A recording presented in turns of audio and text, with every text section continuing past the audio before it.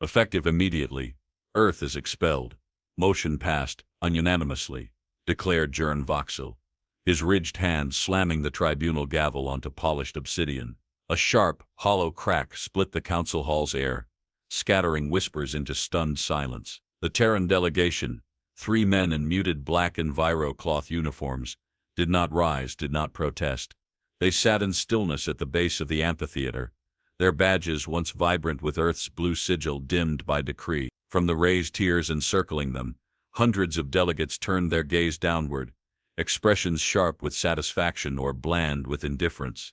A faint scent of sterilized polymers filled the vast, tiered chamber. From high-vaulted ceilings, circular heads-up displays projected swirling council sigils, cycling swiftly to a monochromatic slate, where Earth's icon once pulsed. Air circulation drones hissed in steady streams, their mechanical breath weaving around the polished stone columns like invisible snakes. Let the record state, Voxel continued, his tone clipped and perfunctory, that Earth's contributions to Council technology are hereby annulled. Transit lattice access revoked. Quantum exchange privileges terminated. Diplomatic recognition void. A cluster of aides bustled near the central dais, murmuring updates across blinking display slates. One scrawny observer coughed into his sleeve, an involuntary crack in the ceremony's otherwise mechanical cadence. Across the hall, Dren Halvor remained motionless. The chill of ancient stone seeped through his chair's frame, the thin weave of his uniform doing little to halt its slow invasion of his spine. He allowed his gaze to drift, not toward Voxel but toward the heavy banners suspended along the tribunal's outer ring. Each bore the insignia of founding species: curled talons, coiled tentatics, prism fractals. Earth's was already absent. The gavel rapped once more, this time slower, more deliberate, a finality to it as if Voxel sought to nail the moment into history. You have until Council's 3rd hour to vacate all diplomatic stations, Voxel said, not even bothering to meet Halvor's eyes. Failure to comply will be considered active hostility. One of Dren's companions, a broad-shouldered man named Avon Strass, shifted slightly, the first movement among the Terrans. The barest scrape of boot against polished floor whispered through the hall like an accusation. You speak of irrelevance, Halvor said, voice quiet but slicing cleanly through the ceremonial fog. No defiance, no pleading, a simple observation. Voxel arched an eyebrow, a ripple of smug curiosity playing across his elongated features. Spare us your dramatics, Terran. Your time clawing at the stars is over. In the upper tiers, Mekar, an archivist of the Null Codex, adjusted the thick databand around his wrist. He tapped rapidly at a side console, logging the decree into Council record. Behind him, Vrak Null, an admiral of the Council's eastern fleets, leaned against the rail, arms folded, his jaw tightening imperceptibly. Earth's delegation stood as one. Chairs groaned softly against the floor, their sound stark in the cavernous space. Without a word, they turned, black enviro-cloth uniforms catching the muted shine of cold overhead lights. As Halvor ascended the narrow ramp leading from the tribunal floor, the councilors watched, some with glee thinly veiled, others with the bored disinterest reserved for bureaucratic housekeeping. Not a single voice called after them, no protest, no formal farewell. Halfway to the exit, a delegate from the Hadrek coalition leaned toward a neighbor and muttered, "Let the apes chase their relics, they can stew in their debris for all I care." The comment was not meant for Halvor's ears, but the acoustics of the grand chamber betrayed it. Debris. A flash of warmth passed over Halvor's ribs, gone as quickly as it came. He neither looked back nor broke stride. Outside the grand tribunal, the departure platform buzzed with activity. Council security draped in deep crimson cloaks processed Terran staff evacuation. Personal effects were stacked in dull gray containers along the platform edges, items deemed non-critical, left unsorted, unguarded. Low banners rippled overhead, each announcing in stark black script the territories and protocols Earth no longer held claim to. Even the boarding manifests flashed a muted gray, where Earth once occupied a place among them. Final transit clearance to Earth space expires in 48 standard hours, droned a mechanical announcer. Its voice was clipped, synthetic, emotionless. Halvor scanned the docked transport ahead, sleek but unremarkable, its surface dulled by atmospheric pitting from dozens of prior voyages. No emblems, No call signs, just a nameless vessel, another shadow slipping into the edges of As they approached the ship, Strass broke the silence between them. His voice barely rose above the low whine of landing struts. Recalibrating. They don't even realize it's begun. Halvor said nothing. In his palm, hidden by the fall of his sleeve, the micro-quantum key to Project Veilburn warmed faintly against his skin, syncing to his unique biosignature. Inside the ship, the air carried the clean sharpness of cryogenically treated material. The faint rhythmic pulse of life support systems was the only sound. Heads-up displays flickered along the walls awaiting final departure clearance. Earth's final signal handshake shimmered across the console like the last ripple on a darkening lake. Navigation quantum channels isolated, Strass reported, checking the deck panel. Transit windows closing behind us. From the portside viewing panel, the Council's Great Seal, an intertwined lattice of species banners rotated slowly above the tribunal's spire. The human insignia, once part of its intricate weave, was gone, leaving a visible gap in the ancient pattern. It spun, incomplete, under the indifferent stars. Halvor placed a single fingertip against the launch authorization slip. The vessel rumbled softly underfoot, the engines stirring with the breath of restrained thunder. "We're severed," Strass said quietly. "Not severed," Halvor corrected, the faintest edge in his voice. The ship lifted cleanly from the tribunal docks, cutting a shallow arc over the glittering corridors of Council space below. No alarms, no pursuit. The Council had already decided Earth was no threat, irrelevant, forgotten.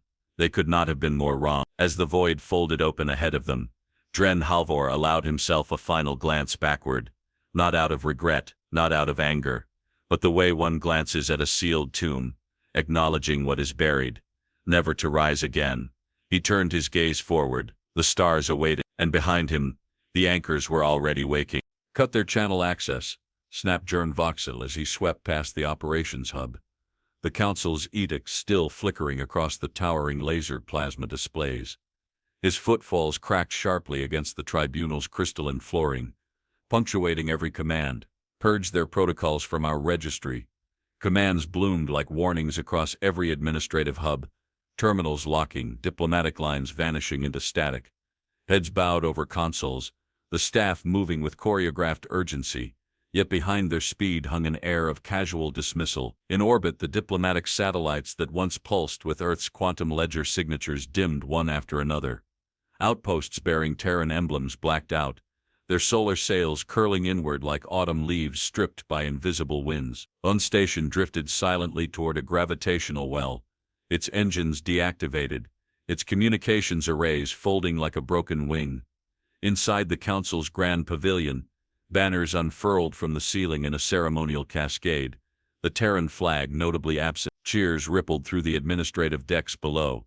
Delegates clinked glasses of pale amber Syrinx, toasting the removal of what many considered the Council's lingering embarrassment. "They'll vanish," muttered Savrek Dal to a fellow coordinator, his voice muffled beneath the grand atrium's vaulted acoustics. "A species drowning in its own backward relics. Let them rot in solitude." The sense of distilled barkroot wine and spiced inhalants thickened the gathering chambers, a mixture sweet and cloying enough to sting the sinuses. Court musicians plucked alien zithers tuned to frequencies just on the edge of human hearing, a sonic flourish meant to celebrate sovereignty but which to Dren Halvor's ears, as he watched from the withdrawal lounge of Earth's departing vessel, carried a curdled edge. Halvor leaned closer to the viewport. Through reinforced panels, Council orbiters slid by in smooth, glittering chains, their reflective hulls catching the searing light of nearby stars. There was no visible protest, no grand declarations from Earth's officials, only an absence so deliberate it carved through the ceremonial noise like a blade. The ship's inner decks were quiet, only the muted click of magnetic boots across carbonite floors, and the occasional hiss of environmental systems rebalancing. Halvor's second-in-command, Evan Strass, stepped into view from a side corridor, a data slate balanced in one gloved hand. "Embassy evacuation complete," Strass reported, voice trimmed of emotion. "No incidents. No acknowledgements either." Halvor accepted the slate, scanning the final withdrawal log. Names scrolled past like grave markers. Stations decommissioned. Personnel accounted for. Property abandoned without contest. each notation accompanied by the sterile thud of a confirmation stamp. Final, absolute. A soft vibration pressed through the deck plates as their vessel detached from its mooring clamps. Through the viewing panels the council station receded, a slow backward drift that somehow made the Grand Tribunal look smaller, less certain. Back inside the council's assembly zones, heads-up displays continued broadcasting congratulatory messages. Unified governance secured. One banner crowed in bold white script against a backdrop of swirling council crests. Another, quantum stability strengthened. Disorder expunged. A young Kurovian aide brushed past Mekor-Rune in the crowded administrative wing, clutching a tablet glowing with red dispatch warnings. Earth's departure codes finalizing through the register. The archivist of the Null Codex frowned faintly, tapping a clawed finger against the edge of his console. His readings flickered, a subtle irregularity buried beneath thousands of triumphant declarations. Odd, he muttered under his breath, but the festivities drowned him out before the thought could take form. Further down the orbital tier, relay beacons that once ferried diplomatic messages between Earth and Council subcommittees fell silent. No final petitions.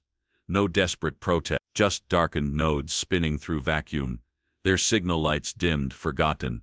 Within the transport, Strass pulled up a side feed. Surveillance captured the Council's celebrations. Alien officials raising crystal goblets, scattering symbolic ash into ceremonial basins as a farewell rite. Every gesture screamed victory. Final, irreversible. Halvor watched, his face unreadable. The ache behind his eyes wasn't grief. It was the weight of a plan sliding into motion, gears clicking in silence across a machinery no longer needing visible motion. A mechanical voice crackled across the ship's intercom. Soft but absolute. Earth's quantum transmission corridors. Deactivated. No return channels remaining. The stars beyond seemed unchanged, silent as always. But something deeper stirred beneath their shimmer. A retraction, not just of presence, but of belonging. At a council observation deck overlooking the transit lattice, a network Earth's architects had once strengthened, high-ranking officials raised glasses to the tapestry of shifting light and trade vectors. None noticed that Earth's old transit hubs no longer pulsed among the streams. Entire sectors where Terran calibrations once hummed stood inert, unacknowledged. Removed a liability, Voxel said as he watched the last of Earth's registry traces wink out on the terminal nearest him. Progress demands sacrifice. No one disagreed. No one looked closer. Inside Halvor's transport, the crew moved efficiently through silent routines. Cargo crates buckled into containment racks. Departure manifests transmitted to the shadowed layers of Earth's internal fleet system. No audible alarms. No glaring warnings. Just a deep, measured tightening of unseen cords. At the command dais, Halvor activated the private overlay keyed only to Terran command. Symbols cascaded across his heads-up panel. Ancient treaty seals confirming clauses once considered obsolete. One by one the treaty locks dissolved, chains falling away from mechanisms seeded 50 years earlier. From his vantage, Halvor could see the Council's beacon towers shrinking into scattered pinpoints across the black. They shimmered not with strength but with fragility, brittle against the endless cold. Strass stood beside him, silent, waiting. No orders given. No course corrections needed. Only the waiting. Earth had not been severed. Earth had been free, and in that waiting silence, a different kind of countdown had already begun. One measured not in weapons, but in constants the Council had taken for granted too long. Halvor allowed his gaze to drift back toward the viewing panel. Somewhere beyond sight, buried among forgotten sectors, dormant anchors began whispering to the very rules the Council once claimed mastery over. A thin, cold smile touched the corner of his mouth, then vanished. No trumpets would herald what was coming, no banners would be torn down. There would only be the quiet, then the realization too late. As the transport slipped into deeper space, Halvor folded his arms behind his back and spoke, barely louder than a breath. They forgot something important. No one asked him what. Some answers were meant to be lived. "Sir, the starboard lane is folding in the wrong axis," reported the young navigator, his voice slicing through the command deck's charged stillness. His gloved hand trembled slightly over the heads-up console, illuminated by a torrent of fractured star maps spinning out of sync. Fleetmaster Vrak Enol leaned closer, frowning. His reflection splintered across the dark glass like a statue cracking under invisible strain. Recalibrate vectors. Refresh the drift protocols. The order bit the air sharply. But as the technician obeyed, the map skewed further, points of light shifting sideways, then slipping free of recognizable constellations. A cold bead of moisture slid down the navigator's temple, vanishing into the rim of his collar. On the upper observation platform of the Council's transit monitoring array, Sevrekdal peered through a panoramic panel at the trade lanes beyond. Merchant ships flitted like silver fish against an ocean of flickering anomalies, their paths bent subtly enough that a trained eye could catch the growing distortion. "This is environmental noise," he said over his shoulder to the cadre of logistics officers gathered behind him. "Adjust the filtering bands. Normalize the inputs." Heads nodded, hands moved, commands relayed. Yet with every adjustment, the data degraded. Jump gates stuttered mid-cycle, their blue-white coronas folding into disharmonious crescents. Static bled into communication relays, garbling flight plans into whispers of broken coordinates. In a back corridor, hidden from the feasting halls of the Council's celebratory gatherings, low-level technicians exchanged nervous glances. Repair droids, summoned for maintenance discrepancies, zipped along rails at increasing frequency, their sensor pods twitching erratically in corridors once mapped to the nanometer. No alarms sounded. No sector-wide warnings were issued, not yet. Down in the primary control nexus, heads-up displays flickered with minor warnings.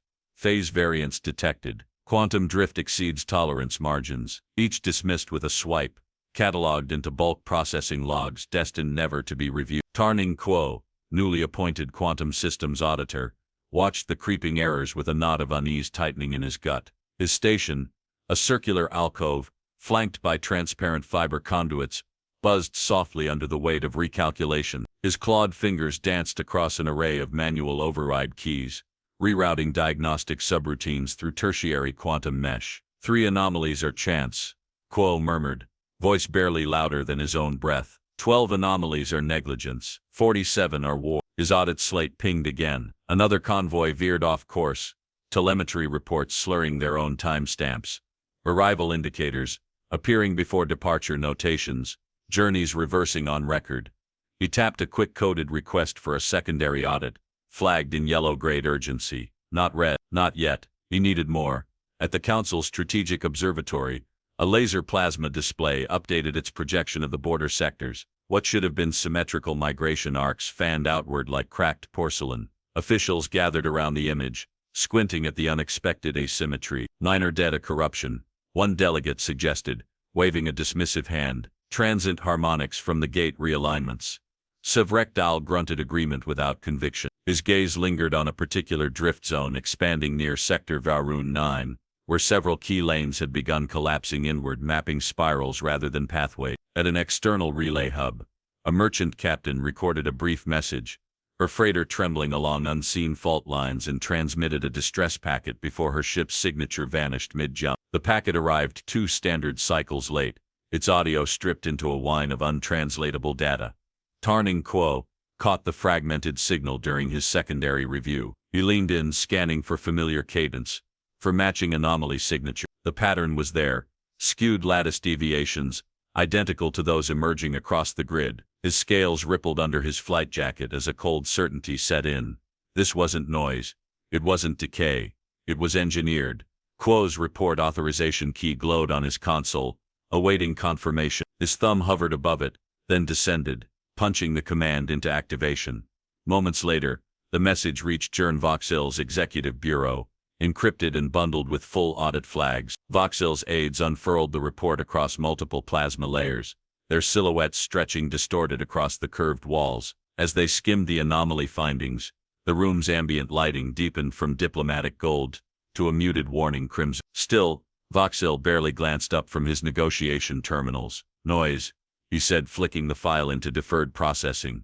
The Terrans left behind a crippled lattice. Their incompetence bleeds through, nothing more. Respectfully, Tarning Kuo's voice filtered through the uplink. The quantum drift patterns are not consistent with natural degradation. Sir, dismissed, Voxil said, voice flat.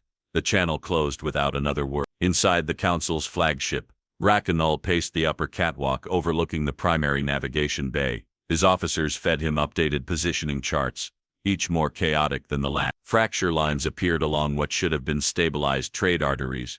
Navigation software rebooted in endless loops, unable to resolve fixed points.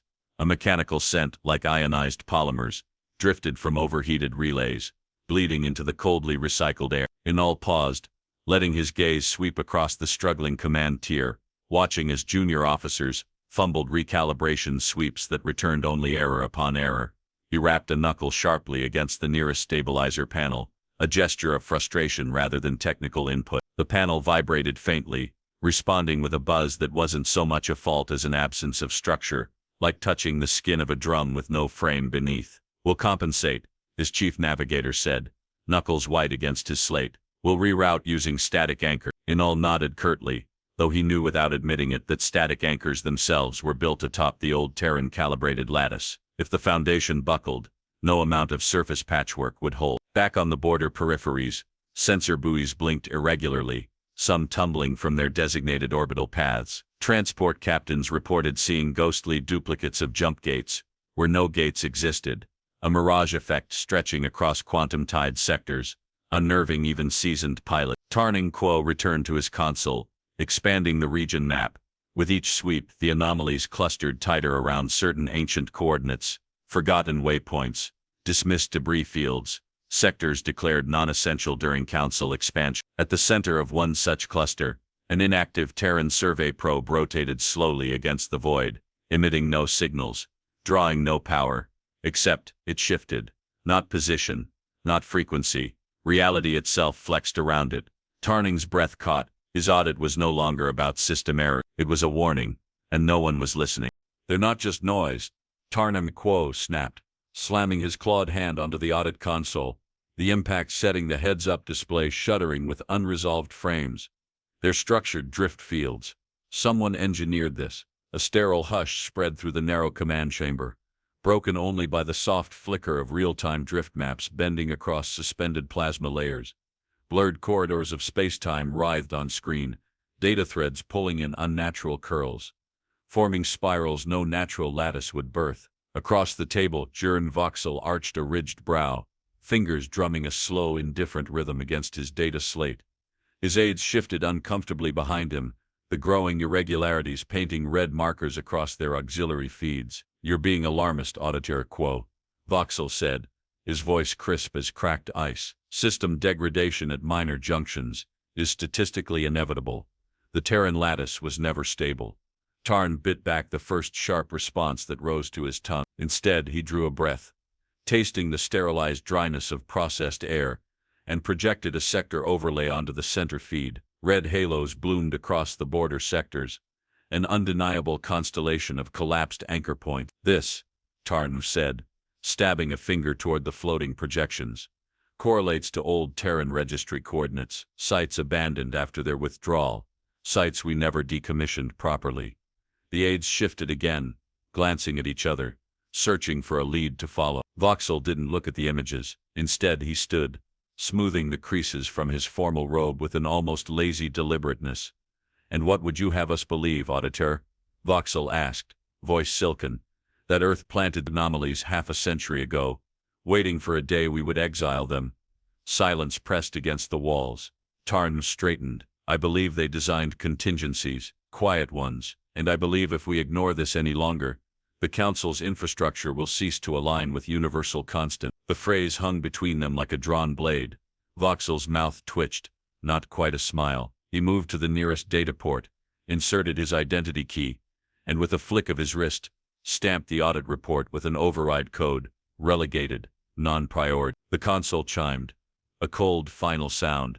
"We will not waste Council resources chasing Terran ghosts," Voxel declared, voice carrying to the outer offices where his decisions became law. "Purge the anomaly clusters from navigational databases. Prioritize trade normalization." Tarn's claws flexed involuntarily at his sides. "Sir, the anomaly spread is accelerating." Voxel turned toward him fully now, eyes narrowing to thin, predatory slits. "You will submit a compliance report confirming stabilization by next cycle, or you will be reassigned to drift monitoring duty along the lesser rim." It was not a threat, it was a guarantee. Tarn bowed stiffly, throat dry. the sour metallic tang of burnt circuitry filling the back of his mouth.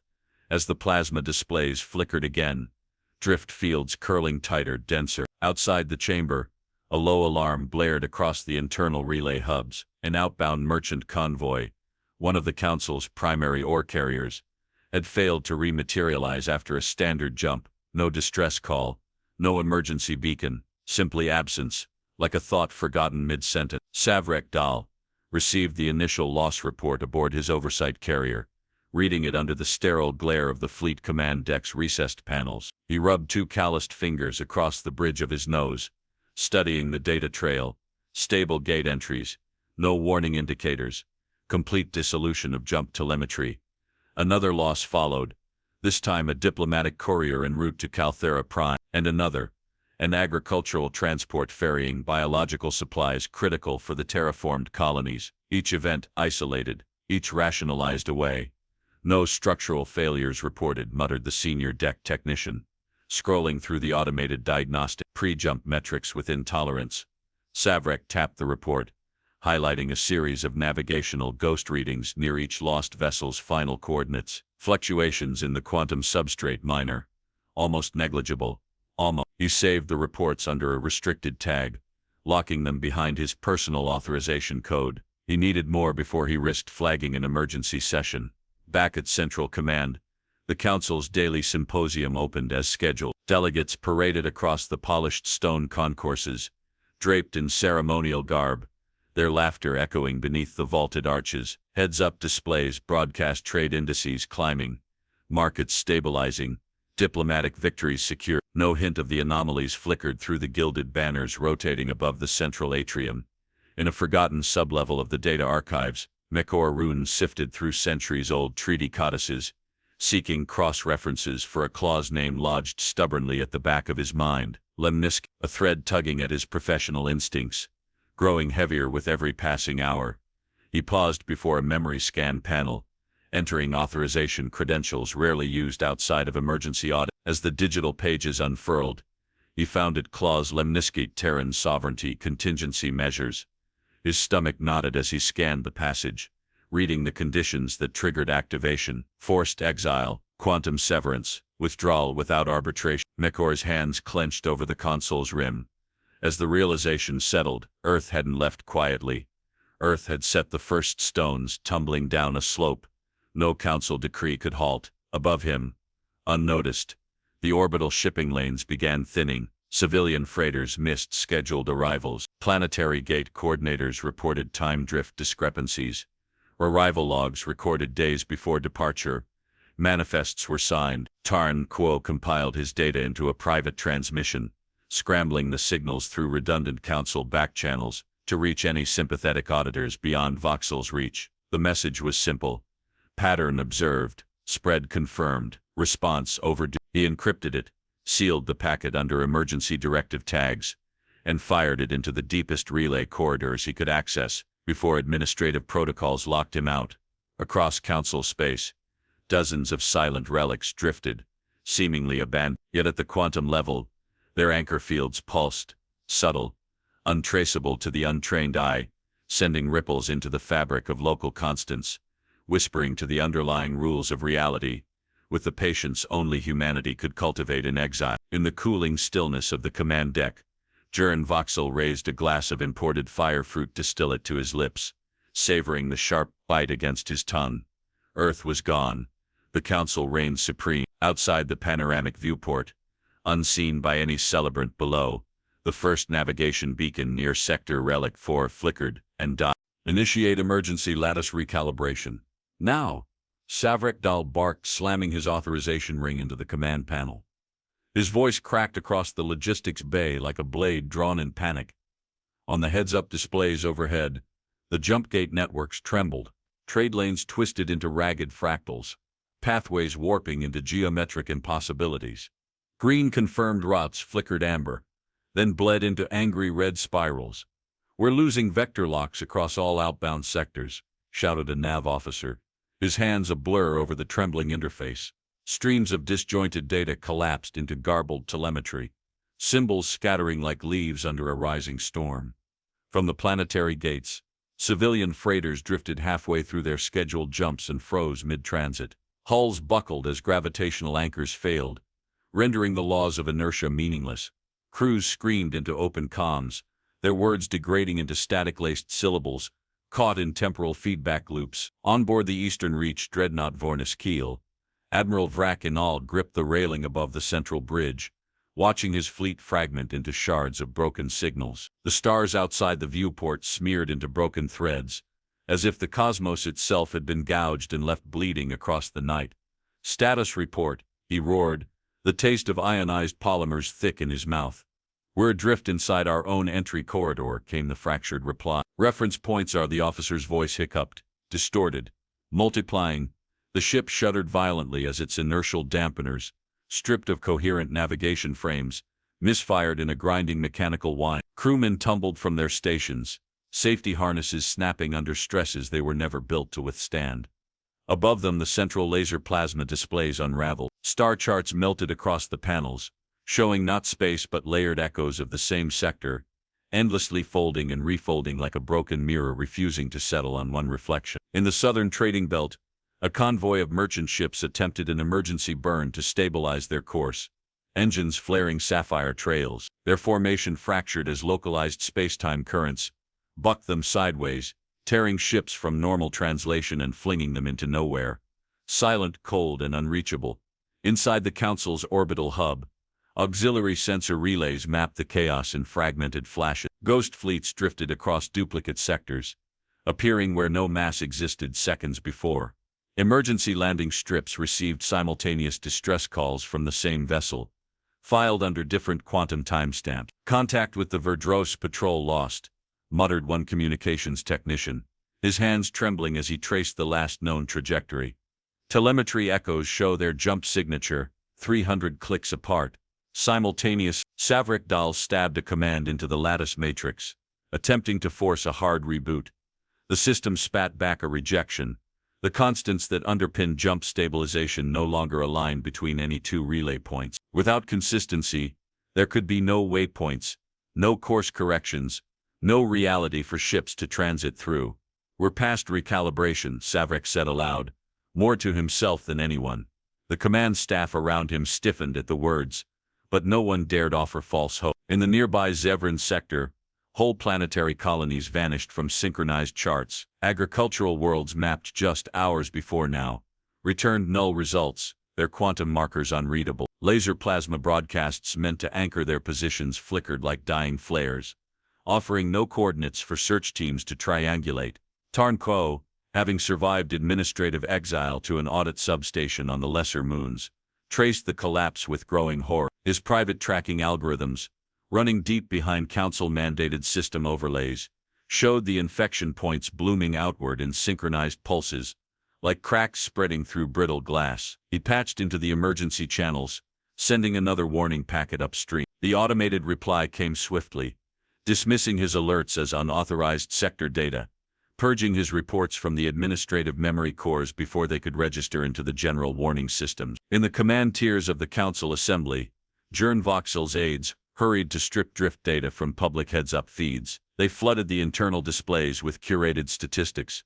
Transit stability at 87%, minor realignment in progress, quantum lane optimization underway. The truth behind the numbers roared louder with every missing convoy, every silent beacon.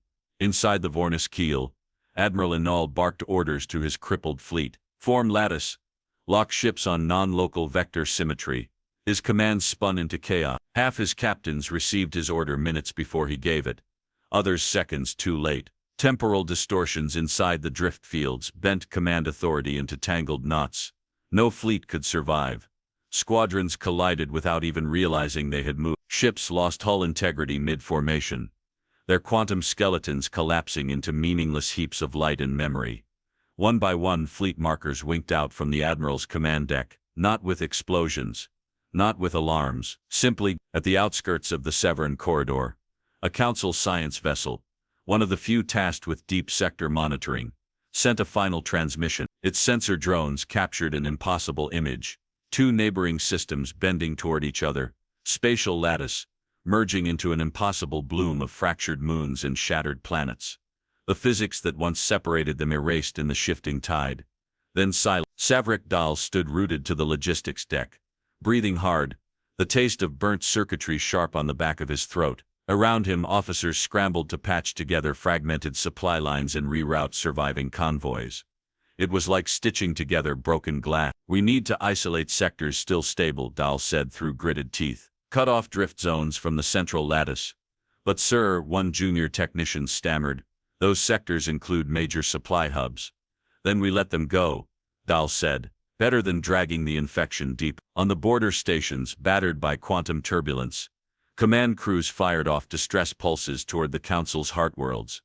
Most never arrived. Those that did came scrambled screams folded inside static, coordinates mutating as they transmit. Across the embattled sectors, the once flawless starfield overlays, once guides for every ship station, and jump beacon tore apart at the seams. New constellations appeared where none should exist. Familiar systems twisted into alien spirals, unrecognizable, and everywhere, the silent relics, those Terran probes the Council had long dismissed as irrelevant debris, drifted serenely at the heart of the growing collapse, their invisible fields tugging reality down into knots too complex for recovery. In a forgotten corner of an abandoned observatory station, a cracked relay recorded the final image of the Vornis keel before it disappeared, a silhouette of the dreadnought stretching, splintering into 5 fractured versions of itself, before blinking out into fragmented nothingness. No one spoke of rescue. There was nothing left to rescue, only the creeping realization, spreading faster than any Council official could stamp it out. Earth had not left reality. They had taken it with. "Find the oldest survey records," Mekor Rune snapped, striding across the archive sublevel, his robe snagging briefly on the cracked, dust-caked racks. The musty tang of oxidized storage polymers filled the narrow aisles, thick enough to coat his tongue. Data servitors whirred awake from long dormancy, blinking into groggy life. Heads-up displays flickered against the low ceiling, projecting reams of disjointed catalog numbers and decommissioned treaty logs. Somewhere buried beneath layers of bureaucratic rot was the answer. Mekor stabbed a query sequence into the nearest console. Search parameters pulsed across the interface. Terran relic classification, post-first admission, cross-referenced with treaty annexes. Nothing. He slammed his fist against the terminal's frame. Dust cascaded from overhead beams, the tremor rattling forgotten containers lined like gravestones, filter by early navigation registries. He barked at the servitor, voice grating over the low whine of old systems struggling to process. Lines shifted. A new file surfaced. Lock. Designation clause Lemniscate. Contingency activation metrics. Mekor's fingertips tingled as he forced the access override. Warning seals shattered across the screen like ancient glass. The file expanded, spilling a wall of cascading script written in stark Terran glyphs, their blunt angles a relic of Earth's bluntness. A single paragraph seized his attention. Upon the condition of unilateral exile, without due arbitration, Terran sovereignty may be reclaimed by withdrawal of quantum constant standardization. Initiate stabilization anchors. Vellum configuration. The words thudded against his mind, hammer blows reshaping the landscape of understanding. They hadn't hidden a weapon. They had written the rules, embedded within the Council's own treaties, under signatures too ancient and irrelevant for modern leaders to respect. Mekor stumbled back, heart thudding unevenly in his chest. The walls seemed to tilt inward, the recycled air thinning as the gravity of Earth's plan pressed against him. He swept his hand through the file, triggering embedded schematics. Images bloomed in the display, small battered relic probes, forgotten artifacts left adrift in trade lanes, ignored for decades. Underneath the decayed exteriors, arrays of quantum stabilization cores, quietly sinking to Terran-configured plank anchors. The Council had abandoned them as debris. Earth had abandoned them as markers.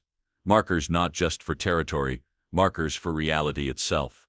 Alarms crackled softly through the floor plating, silent urgency radiating upward from the deep monitoring array. Mekor ducked into the adjacent analysis bay, where a skeletal technician monitored the distant probe clusters. Heads-up panels displayed their dead rotation patterns, slow and solemn as funeral rites.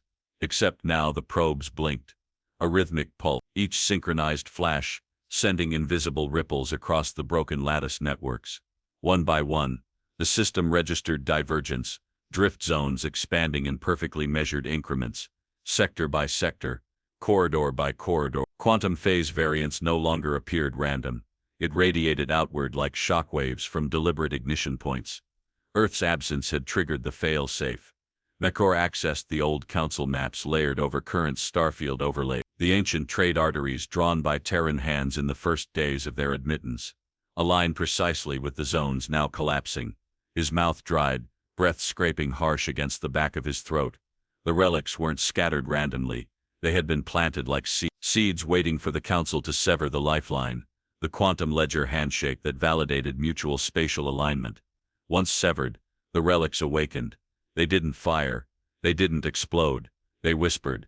To reality itself. Mekor leaned closer to the nearest heads-up panel, watching as star routes shriveled like desiccated veins. At first the distortions had seemed erratic. Now he saw the pattern, recursive spirals of stability, fracturing inward from each vellum anchor. No traditional countermeasures could halt it, because it wasn't an attack on systems. It was a rewriting of constants.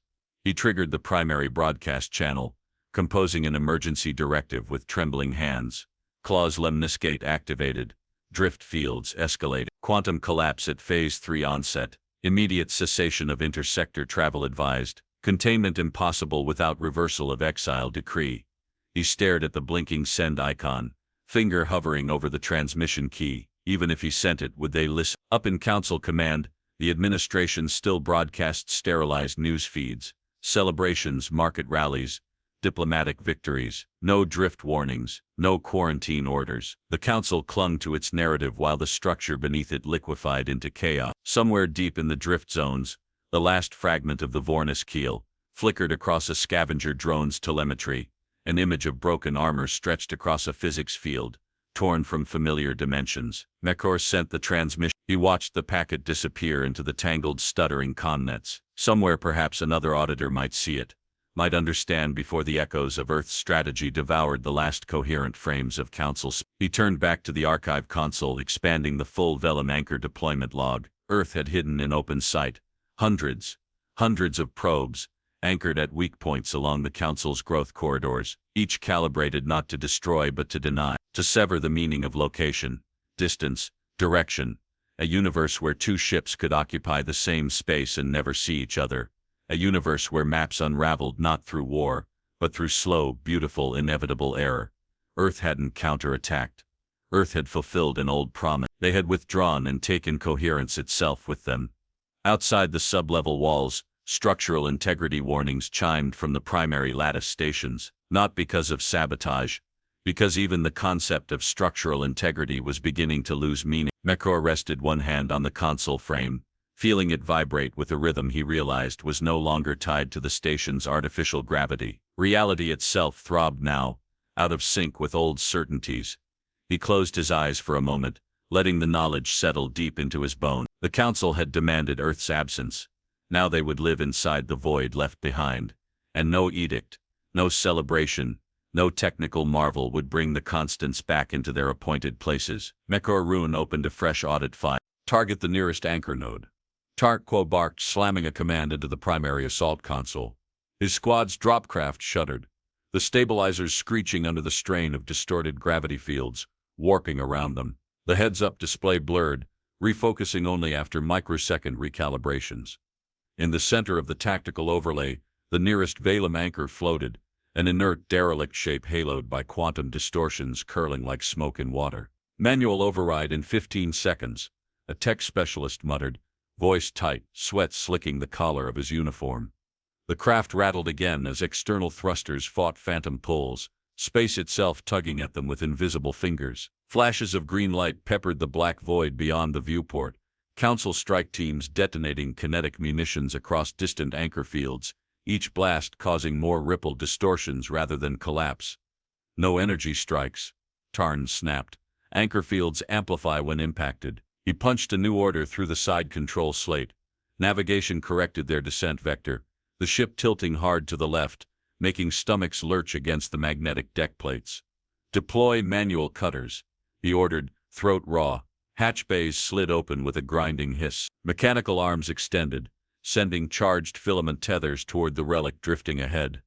The first tether kissed the anchor's battered hull, The tether snapped backwards, screaming sparks into the launch bay.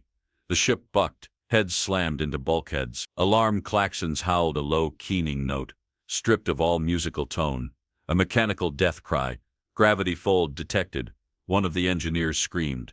The displays cracked down the middle. Reality outside bent, warped into a spiraling vortex, pulling the strike craft sideways into uncharted coordinates. Tarn caught a fleeting glimpse of the anchor before the pull intensified. The relic remained still, its frame corroded by time, indifferent to their struggle. Sever the tethers, he bellowed. Too late, the ship's frame groaned, twisting in protest. The forward section sheared away silently, disappearing into a bruised halo of stretched light. Without warning, internal gravity reversed, snapping the remaining hull into a corkscrew spiral. Tarn clamped onto a safety brace, the motion bruising his ribcage, the cabin stinking of scorched wiring and panic. He didn't have time to curse. The blast doors fractured inward, and the crew tumbled into blankness as their anchor to any recognizable dimension shredded. On the other side of Council space, Savarek Dale ordered simultaneous long-range disintegration strikes. Coordinated beams lashed toward the drift hubs, silent, brilliant lines of forced entropy. They achieved nothing. Anchor nodes absorbed the attacks, their fields warping further, bleeding distortions through sector boundaries, unhooking entire systems from established transit charts. "We're making it worse," muttered his lead tactician, knuckles white over the command console. "Every strike, it compounds." Dale clenched his jaw, blood pounding at his temples. "Shift to disruption fields. Try and destabilize them at the molecular frame." New orders crackled across battered communication lines. Drone swarms hurled disruption payloads into the bleeding fields. The payloads entered. The anchors responded by reflecting their vectors sideways across dimensional gradients. Entire fleets caught in crossfire. They could no longer predict. Scout vessels ruptured mid-formation, broken apart by their own momentum colliding against time-stretched versions of themselves. Savarek gripped the rail of the forward command platform, sweat chilling against his back as he watched a squadron disintegrate into spiraling debris trails, each fragment separating into flickering after images that never fully resolved. He keyed an emergency relay to Central Command. His voice rasped through clenched teeth. "We can't stabilize the lattice. All intervention protocols are catastrophic." The reply lagged. When it came, it was clipped, almost mechanical. "Proceed with anchor neutralization. Priority containment." No acknowledgement of the casualty. No strategy change, just an order to persist against the impossible. At Relic Station, Jern Voxel authorized the deployment of a new device, an untested spatial inversion bomb, designed to collapse localized constant fields into inertial sinkhole. "We're going to rip the field open," he told his inner circle, his voice unnervingly calm as he signed the deployment authorization. They launched the bomb into the heart of the largest detected anchor cluster. At first, the detonation appeared successful. On the heads-up panels, the distortions shrank, folding inward, like a spider crumpling after the first fatal wound. Then the anchor fields reacted. The collapsing wave didn't compress. It rebounded, unfurling backward across the drift sectors, absorbing station nodes, relay hubs, ships, cities. Entire planets flickered once, then vanished from navigational existence, leaving only whispering holes in the quantum substrate. Inside a blackened emergency command suite, Mekor Rune watched the collapse cascade through Council systems he once mapped in certainty. He flipped through file after file, recording drift expansions, noting anchor pulse intervals, knowing no force they possessed could reverse. Council jump gates, once stable and absolute, tore apart during transitions. Ships entering jumps split, one half arriving, the other lost, neither whole. From forgotten outer colonies, desperate messages streamed in, voice packets fractured, sometimes repeating out of order. "Lost sky, we tried, nothing holds. The stars are wrong." Tarn Kor clawed his way back to a surviving operations deck, blood matting the side of his face, where the impact had split the skin. He gripped the side panel of the tactical relay station, forcing a connection to remaining intervention units. "Full withdrawal," he ordered hoarsely. "Cease interaction with anchors. Seal sectors." A commander from the western corridors protested. Tarn interrupted, his voice fraying. "Touch them again, and we vanish with them." He killed the channel before argument could take root. Across Council space, the last desperate attacks faded into grim silence. No more missiles fired. No more ships launched. The few surviving fleets huddled in damaged orbits, marooned within sectors whose laws no longer agreed on distance or time. The vellum anchors pulsed on, slow, methodical, implacable. Tarn slumped against the relay deck, his breathing ragged, his gaze locked onto the surviving heads-up panel tracking drift vectors. They were no longer expanding randomly, they were converging, and somewhere beyond the collapsing border systems, Earth watched, silent, unreachable, victorious. "Field synchronizers offline," whispered the relay operator, his voice barely carrying across the command chamber's fractured stillness. Tarn Quo stood rigid at the center dais, eyes locked onto the overhead heads-up panels unraveling before him. The main lattice projection, once a gleaming map of jump lanes, waypoints and orbital hubs, flickered like dying embers. Points of light stretched, split, then faded into black emptiness. No alarms screamed, no klaxons howled, only silence, thick and suffocating, settled over the chamber like dust on forgotten ruins. Beyond the reinforced viewports, sectors twisted out of alignment. Council colonies once threaded together by shimmering corridors, now spiraled separately, disjointed from any coherent gravitational pull. Planets floated like lonely buoys in a sea that no longer obeyed tides. A low tremor shivered through the station's superstructure. Lights along the command deck guttered, dipping the room into half-shadow. From the auxiliary stations, technical officers struggled to recalibrate drift constants, their hands moving with mechanical desperation even as every correction fragmented the maps further. At Jump Command on Relic Station, Savrek Dal watched the regional star charts dissolve into undecipherable noise. Sectors that once spanned light-years collapsed into pinpricks, while neighboring systems elongated into unreachable smears. No course calculations held, no emergency recalls could anchor fleets caught mid-transition. He leaned heavily against the central console, the artificial fiber beneath his palms vibrating with distant failing power surges. "They're not lost," one junior officer whispered nearby, eyes glassy with disbelief. "They just aren't where we left them." In the distant sectors, captains filed navigational logs that read like the ramblings of madmen. Starfield's reversed orientation mid-voyage. Binary suns merged into single points without warning. Timestamps scrambled, arrival times noted centuries before departure manifests. Fleetmaster Vrakanal, marooned aboard a crippled flagship adrift between severed trade nodes, surveyed his bridge through a fractured lens. A fine mist of coolant drifted across the command stations, catching the last sputtering emergency lights, casting the crew in ghostly halos. "Our convoy," muttered his communications chief, voice hollow, "reports echoes instead of markers." "Define echoes," Inal rasped, the metallic tang of blood lingering at the back of his throat where he'd bitten down during the last jolt. The officer hesitated, then spoke. "We see them, but they aren't there." The fleetmaster closed his eyes briefly, feeling the tether that once tied them to civilization fray into threads. Across the Council's former territories, beacon towers winked out one by one. Trade hubs showed negative mass readings, an impossibility even the most advanced scanners couldn't rationalize. Worlds blinked from existence, not with fire, not with violence, but with indifference, as if the universe itself forgot they had ever been mapped. On the battered remains of Mekor Rune's observatory station, he recorded the collapse frame by frame. His hands shook as he documented the disappearing planets, each loss accompanied by a hollow void in the sensor grid, where gravitational readings simply ceased. He spoke softly into the recorder, documenting more for himself than any surviving audience. Not war, not sabotage, removal. Above the dying station, heads-up displays updated in real time. Sector Omega-4 lost. Belt of Cirthus Prime lost. Transit Core Vimrune lost. Red banners swept across the displays, each heralding another retreat into non-existence. Tarn Quo moved through the dying corridors of his station, ignoring the low groans of metal warping around him. He passed abandoned consoles, the flickering remnants of old worlds burning themselves out across fractured screens. A stale tang of overheated coolant tainted the recycled air, adding a coppery sting to every breath. From the primary communications hub, he glimpsed the Council's master map projected across the far wall. It no longer resembled the territory it once ruled. Rivers of drift scars cut through the lattice like infected wounds. Whole regions where no navigation beacon could find anchor. Stars mapped since the Council's founding shifted into unfamiliar constellations, mocking the charts etched into 1,000 educational archives. Beyond the distortion fields, vellum anchors pulsed steadily, unbothered by the chaos they had birthed. Earth's absence had unpinned structure. Earth's silence had unmade the certainty of space.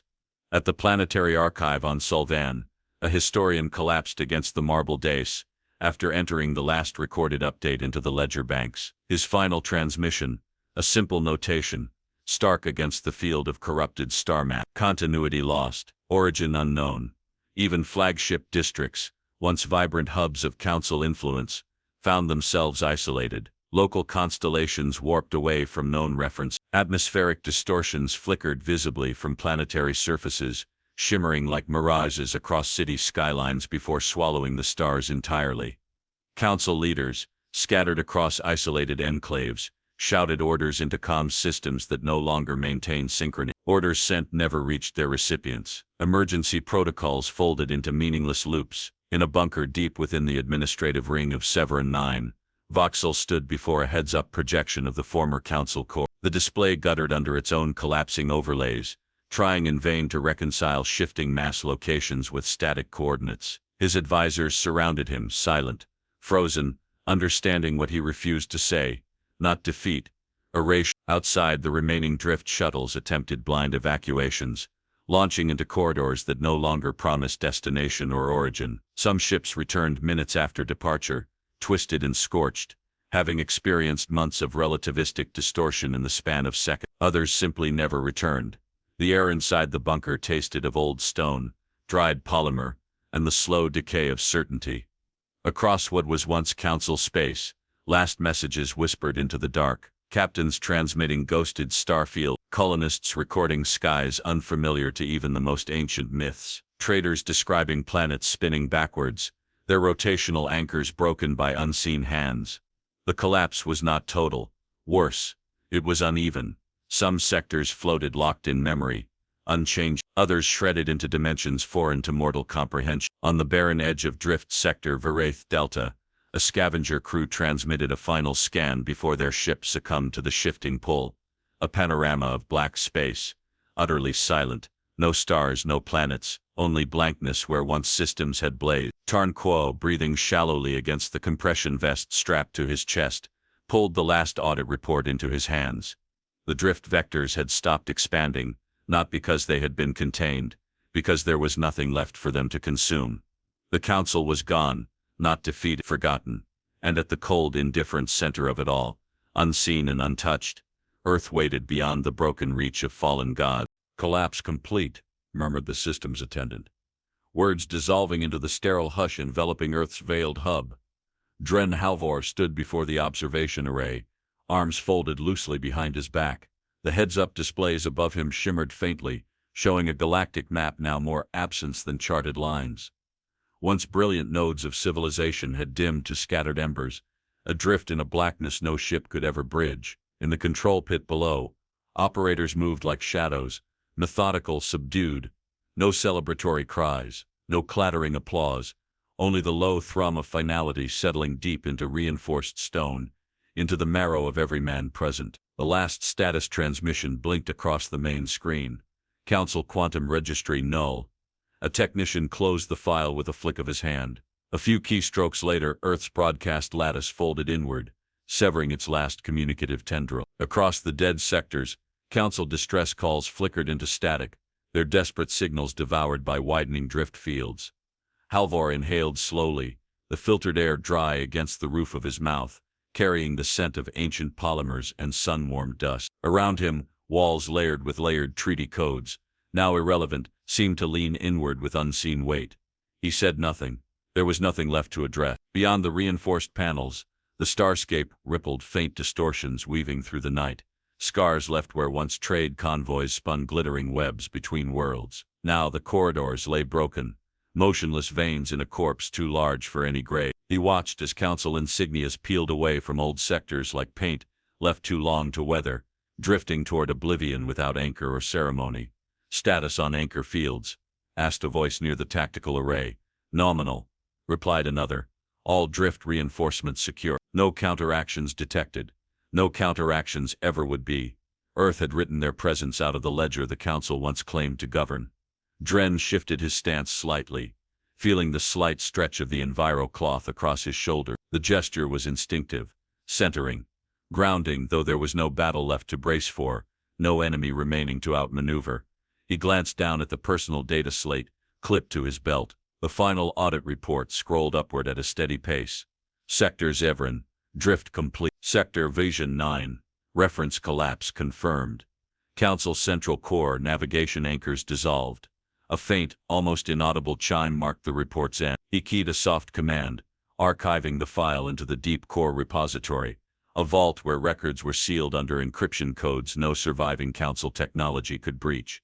Behind him, the faint vibration of another subsystem powering down hummed through the floor plate. One by one, Earth's observer satellites detached from Council lanes, engines firing soft corrective bursts to slip beyond the fractured networks. On the farthest panel, Dren's eyes caught a final flicker, an ancient treaty overlay, its lines spidered across the screen. Claws Lemniscate. He tapped the control surface lightly. The overlay evaporated, their promise fulfilled, their warning delivered, their withdrawal complete. A tactician approached, footsteps near silent against the woven metal floor. The man hesitated at Halvor's side, holding a sealed document, a summary of Council asset survivability. Halvor extended a hand without turning. The tactician placed the file into his grip. He read it once briefly, no need for a second pass. The numbers were not merely low, they were non-existent. Orders? The tactician asked after a beat. Dren turned his head, gaze steady, voice low enough that it seemed woven into the air itself. We observe, he said. No expansion, no conquest, no gloating decree, only the silence of a species that had outgrown the need for an audience. The tactician nodded once and withdrew, leaving Halvor alone again before the blank cosmos. Outside the veiled hub, orbital stabilizers glided into place, their quiet thrusters positioning Earth's defenses for the long silence ahead. No flare of triumph disturbed the cold calm, no monument would be built. The victory was its own grave marker, invisible and complete. On one peripheral feed, automated long-range scans pulsed into the disfigured sectors. Echoes returned garbled. Some frames captured warped remnants of ships stretching into infinity, trapped in gravitational eddies they could never escape. Others reflected only cold static. No mass, no anchor, no meaning. Dren closed the scans with a flick of his wrist. Behind the formal discipline, a whisper of feeling stirred. Not pride, not satisfaction, but something colder, more elemental. Completion. Earth had not broken the Council through force. They had erased the Council's context for existence itself. No retaliation would come, not because Earth had struck harder, but because there was nothing left capable of remembering how to strike. Halvor tapped a silent signal to the inner administrative network. Earth's defensive protocols shifted into dormant watch status, patrols redrawn, gateways darkened, external broadcasts reduced to passive pulses, the quiet heartbeat of a civilization that needed no validation. On the master console, a final image rotated, the Council's last compiled star map, a scatter of disconnected lights. No paths, no centers, no reach. He let the image cycle once, twice, then terminated the feed. There would be no reconstitution, no new hegemony rising from the ashes. The collapse was not a pause, it was extinction. Halvor exhaled through his nose, the motion stirring the fine dust hanging weightless in the stagnant air. He adjusted the cuffs of his uniform idly, savoring the brittle finality stitched into the moment. Behind him, Earth's command hub folded into shadows, systems dimming one layer at a time, locking their quiet sovereignty deeper into the world's bones. Above, the cold night sky unfolded without interference, stripped of alien echoes, stripped of falsified grandeur. Silent, whole, true. Dren Halvor lingered a moment longer, not to gloat, not to mourn, simply to witness. One last ripple trembled across the heads-up panel, like the fading beat of a heart too stubborn to realize it had already died. Then the lattice stilled, and Earth was alone again, just as it had always intended.